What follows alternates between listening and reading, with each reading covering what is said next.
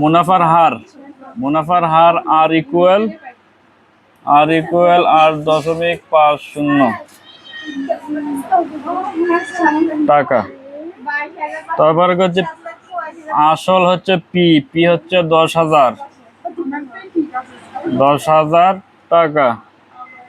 সময় এন হচ্ছে 2 বছর।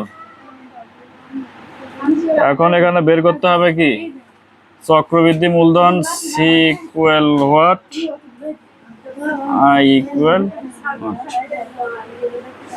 আমরা জানি C equal P into 1 plus R N. পির মান 10,000, 1 প্লাস আর এর মান 8.5 সমান 100 ভাগের 8.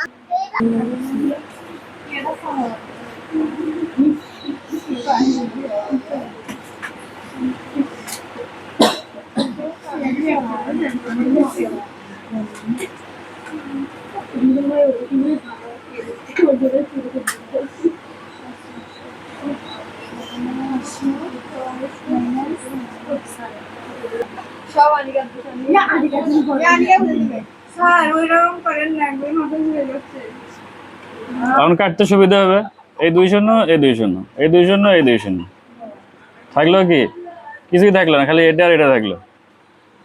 108.50 গুণন 108.50। এখন এই দুটা গুণ দাও, করতে পারবা। এখানে হচ্ছে পির মান 10,000, এই এক আর এর মান কত দেখো, আগে অঙ্ক পরে দিল। আর এর মান হচ্ছে 8.50 বাই 100, 8.50 বাই 100। এখন এখানে কি ভগ্নাংশের যোগ হলো না, ভগ্নাংশের যোগ। তাহলে ভগ্নাংশের যোগের ক্ষেত্রে কি করা লাগে, লসাগু। তাহলে লসাগু হলো 100। তাহলে 1 দিয়ে 100 ভাগ করলে 100 হয়, 100 দিয়ে 1 কে গুণ করলে 100। এখানে 100 দিয়ে 100 ভাগ করলে 1 হয়, 1 দিয়ে গুণ করলে এই 8.50।